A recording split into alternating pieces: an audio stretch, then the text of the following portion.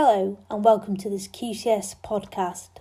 My name is Nikita Passi and I am an employment solicitor in the employment team at Napthens.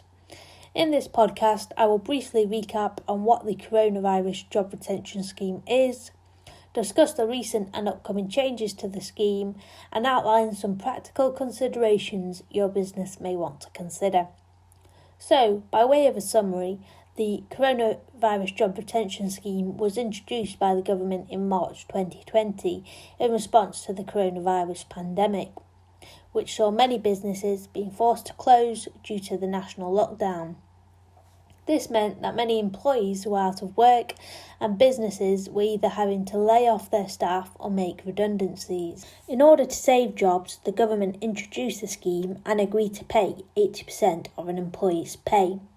The coronavirus job retention scheme is due to end on the 30th of September 2021, at which point employers will need to decide whether they wish to retain their furloughed workers or whether they will need to explore alternative options such as making redundancies.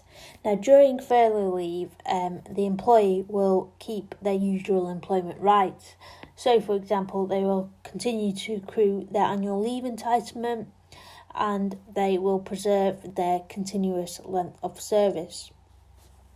Now, if an employee is on furlough leave, that employee can take part in training, volunteer for another employer or organisation, and if they are permitted to by their current employer, they can work for another employer.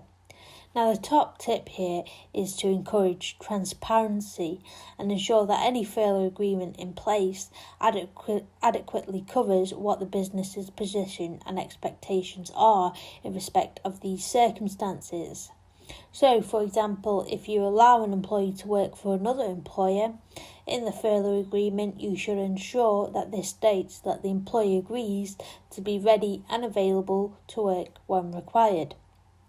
This will help avoid any miscommunication and ensure that the business's interests are well preserved. In terms of the changes to the coronavirus job retention scheme, the main change relates to the government's contribution.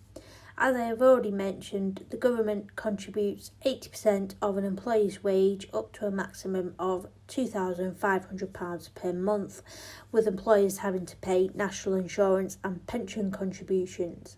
However, from the 1st of July 2021, this has changed and the government's contribution has dropped from 80% to 70% up to a maximum of £2,187.50 per month, and employers being asked to contribute 10% up to a maximum of £312.50 towards an employee's furlough pay, together with the national insurance and pension contributions. Then, as of the 1st of August 2021, until the end of the scheme at the end of September, the government's contributions will drop from 70% to 60%, with a maximum sum of £1,875 per month. This will mean that employers will be required to contribute 20% of the furloughed employee's pay up to the maximum of £625 plus NI and pension contributions. This means that the employee will still get 80% of their pay, but the employer will now have to contribute towards that. So it is evident that the government are trying to wean employers off the scheme by asking them to contribute more. It should also be noted that certain sectors and trade unions are lobbying for the government to extend the furlough scheme beyond the end of September and until all COVID-19 restrictions on businesses and social interactions are lifted. But the assumption that the government will not extend the furlough scheme beyond the 30th of September 2021, then I think it's important for businesses to keep in mind these changes and ensure that their payroll system is updated to reflect the changes, to ensure that all claims under the scheme are correctly processed. These changes also mean that employees who have staff on furlough are incurring additional financial cost by keeping those individuals on furlough.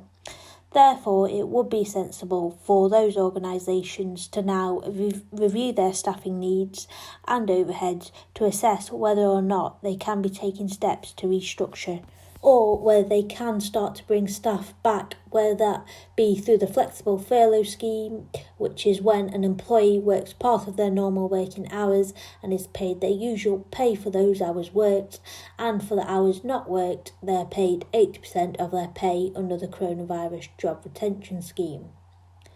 Now, some practical considerations for businesses to bear in mind would be to prepare their cost forecasts and business projections.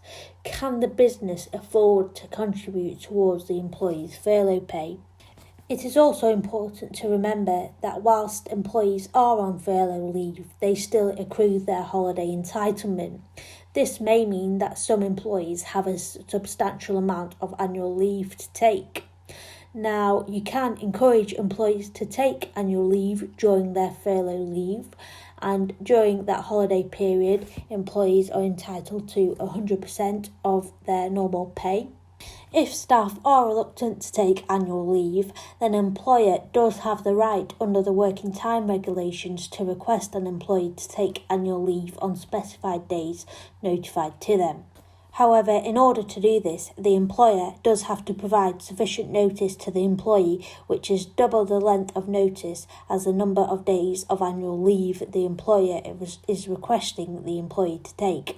For example, if you require a member of staff to take 5 days holidays, you must give them 10 days prior written notice. You may also want to consider whether any redundancies or restructures are necessary, and if so, when.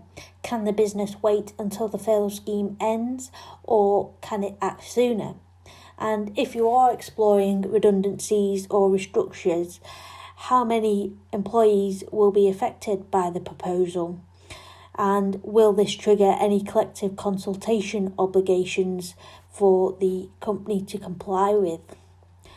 It is also advised that employers keep adequate records of all the furlough claims they have made, along with any relevant paperwork such as furlough agreements, so that if the company is ever investigated by HMRC, then the company will have all the relevant documentations. Finally, it is important to note that under the furlough scheme rules, you cannot claim furlough pay for any period the employee is serving their contractual or statutory notice, and an employer is liable to pay 100% of the employee's pay during the notice period. I think it is safe to say that this past year has been a challenging time for both businesses and employees. But I think the coronavirus job retention scheme has helped many businesses and saved many jobs. But with the changes to the scheme and its upcoming end date at the end of September, it is important for businesses to plan and start thinking about their staffing needs. If your business is looking to undertake restructures or considering making redundancies, or if you have any further queries in relation to the coronavirus job retention scheme, then please do take independent legal advice.